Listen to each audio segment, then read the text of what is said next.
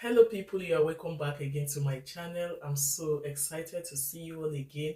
And if today is your first time of coming across this channel, my name is Joy and you are highly welcome. And if you're a returning subscriber, I always do appreciate you. Don't forget to like, comment and share my videos. And just in case you haven't subscribed yet, please do. In today's video, I'll be sharing with you the recent IRCC updates. It's been a while I did this on this channel and I know you guys must have missed out so much, but don't worry, I'll be sharing those updates with you guys, especially the recent ones. But before I do that, I'm glad to let you guys know that our health cards finally arrived 4 days ago. So I'm saying this because in one of my videos I mentioned it there that we'll be expecting the cards and the cards were taking forever, but just about 4 days ago the cards finally came. So yeah, let's go into the main business for today. I will be reading out those updates from their sites and I will also be reacting to some of those updates. So I will start from the recent ones and then let's flow. The first one I have here is Canada may now resume CEC Express entry draws. In case you don't know the meaning of CEC, it is Canadian Experience Class. That is those having work experience in Canada. So basically we are talking about those living in Canada but are not permanent residents yet. So according to the Immigration Minister, Marcmiller, he said they will be holding more domestic draws to control the number of temporary residents population in Canada. He also said as part of our efforts for temporary residents to transition to permanent residency, we will have more domestic draws for us and ask provinces and territories taking part in the PMP to do the same with their allocations. Let me first of all react to this. It's actually a good one because there is hope for those that have been temporary residents for many years in Canada. You know, if you have stayed 5 years, 6 years, and you are still a temporary resident, it doesn't feel good. So this is going to really give them hope. But then, hope it will not affect those that are coming in from outside of Canada, because if they really channel these express entry draws to those in Canada, that is domestic draws, in a way it's going to affect the rate at which those applying from outside of Canada will be selected. And as you can see, he has related it to PMP. You know, apart from express entry, another common way people immigrate to Canada is via PMP. So now the whole idea is going to cut across PMP too. And it's really going to affect those that are planning to come as from May. Yeah, that was what he said, as from May. The minister also said that there won't be any specific CEC express entry draw or special policy for Canadian experience holders. So it's just going to be general. This new idea, let me call it idea, has brought a ray of hope for international graduates and work permit holders awaiting the CEC express entry draw since September 2021. So I'm happy for them. It's a good one. Let's look at the next update. This next update is going to make you laugh because when I saw it too, I laughed out loud. It's about minimum wage in Canada. Normally, most countries or nearly all the countries, they usually increase their minimum wage. New minimum wage in Canada and 5 provinces, effective April 1st. The federal new minimum wage in Canada will rise from $16.65 to $17.30 per hour on April 1st, 2024 in order to keep up with inflation. But let me shock you guys, most people earn below this in Canada. Some people earn $13, some people earn $14. in this same Canada. So those people are earning below the minimum wage. But that aside, if you want to calculate how much was added, it's less than $1. Let me continue. Consequently, the boost of 65 cents, that was the amount that was added. With the way things are going now, 65 cents was added, and they said it will help around 30,000 Canadian workers working in federally regulated sectors. Now, looking at this minimum wage, 65 cents, and looking at the rate at which inflation is, cutting across everywhere, will it really make any difference? Like, will it really make any difference? But the one that really shocked me is that last year they added about $1 and I think 15 cents, $1 plus. I know it was not this bad comparing last year to this year. So this year that, everybody is just complaining, house rent is high, cost of living is high, they then reduced it. What they added was reduced. I don't know if I can use that word. You see, all these things I'm saying, I'm not the one making them up. Everything is on the side. So let me read what I just said not too long.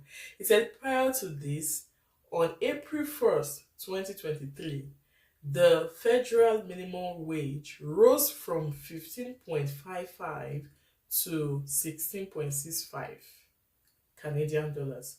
The minimum wage increase in April 2023 was $1.10. Yeah, not $1.15 that I said before. But the whole idea is that what was added last year was more than at least $1. 5 Canadian provinces will also get a new minimum wage effective April 1st. This particular one I want to read has got so many people talking on the internet because it has got to do with postgraduate work permit. So on March 22nd, IRCC provided an update on the change in the new postgraduate work permit requirements effective date.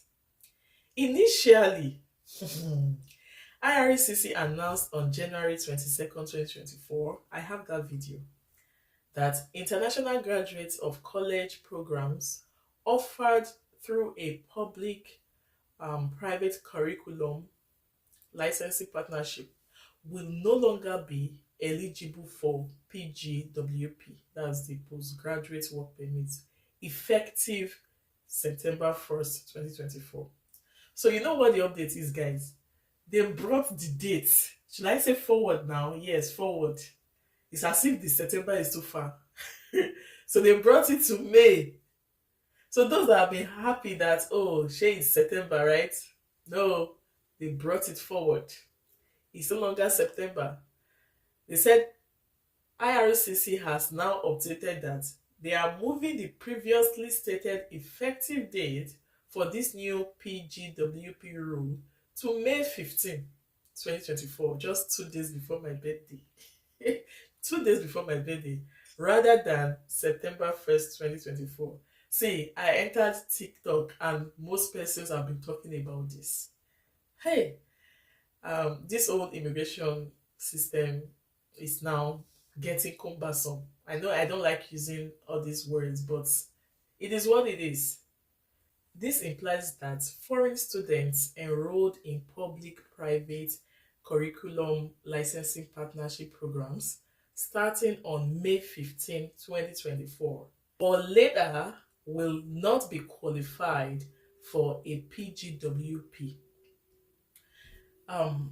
I feel for those that may not qualify because it's not really easy, especially when you've accepted your fate that it's starting September, only for you to hear that no, it's now May. If it was maybe extended to like November or December or even till next year, I believe more people will have been happy. but now it's brought forward. So this was just the reason they brought the date forward, because these institutions moved up their fall admission to June or August so that they could boycott the new changes to the PGWP. But all I can say is that it is well. So it's now looking as if coming to Canada through school route is now, difficult. That's what it's looking like. So if you are looking at coming to Canada via study route, please think twice. You have to think twice, considering the fact that the money you should have for upkeep has been doubled and this is coming up again. So you have to spread your tentacles. According to the new IRCC rules, these programs are not eligible for PGWP. So this is a list of those that are not eligible, but there are two exceptions. The first is curriculum licensing agreements made inside the same province. So that's one. International students might qualify for PGWP if prior to May 15, 2024, they were enrolled in a program of study at a private college that was administered on behalf of a public institution in the same province. However, students won't qualify for a PGWP if they start one of these programs on or after May 15, 2024. We are almost in April as at the time of making this video. Is it really possible for you to get admission before May? Even if, what about so the chances are slim. So the second exception is that curriculum licensing agreements between provinces, that is, international students might qualify for a PGWP if on or before January 31st, 2023, they started a program of study at a private college that is offering instruction on behalf of a public college in a different province. So if you really want to know more about this, I would just suggest that you go to their site for better understanding. Next update. This is a sweet one. It says, New Canada Open Work Permit Eligibility Criteria 2024. To work in Canada, foreign nationals require a work permit.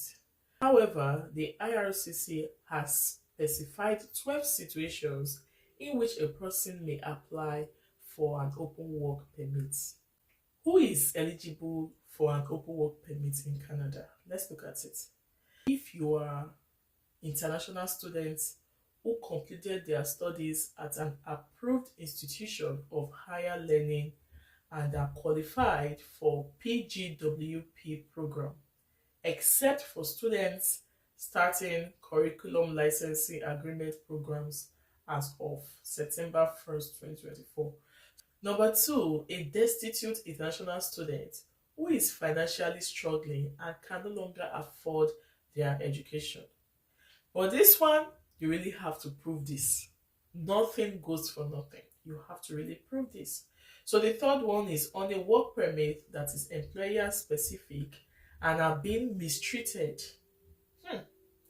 If you are working for a particular employer, I think I love this point because most persons have faced so much bullies here because the employers think they can't go elsewhere to work. So if you are under this category, you are working for a particular employer and you are being bullied, you are being mistreated, and you have your evidences, or you are facing so many harsh situations from your employer, then you can apply as an abused foreign worker. You know, one thing I like about Canada is that they always have terms. They have names for all these things they apply for. Imagine this one, an abused foreign worker. So I think this will help so many persons. So the fourth one is an applicant who has already submitted a Canadian permanent residency application and can apply for a bridging work permit. So this one is also a good one. Yeah, most people are already done with school here and then waiting to get permanent residency. So while waiting, you can just take advantage of applying for this open work permit. The fifth one is a family member who is dependent on applicants for permanent residency. You are depending on somebody or anybody whatsoever to become a permanent resident. So while you are waiting, you can apply for open work permit. So the sixth one is a spouse, common law partner, or dependent child of a low or high skilled worker as per the new criteria announced in 2023. So you can look that up. The seventh one is either the spouse or the common law partner of an international student enrolled in a professional degree program at university, such as a master's or doctorate program, or one of the following at a polytechnic institution. So this is more like related to students. So most persons that come to study here, most of them they come for masters. So if you're a spouse to that person, then you can apply for open work permit. This one, the eighth one, is either the common law spouse or the spouse of a candidate for the AIP, that is the Atlantic Immigration Program. So you can also apply for open work permit. Then the ninth one is a protected person, a refugee claimant, or a member of their family can apply for this as well. Then 10, subject to an unenforceable order of removal. 11th one, possess a temporary resident permit. So if you have a temporary resident permit, you can apply for open work permit. Then the 12th one is a young employee taking part in designated program. So it is important to note that open work permit holders are not allowed to work for one of the employers who are ineligible due to their failure to comply with the conditions, as well as for the employers that provide services such as sensual messages, escort services, striptease, or erotic dance. So when you are working for an employer, know the kind of work you should be doing. They've stated it. If you so, choose your employers wisely. Let's go to the next update. In this video, I will not really be talking about all the draws. There have been so many draws. I couldn't keep up at some point.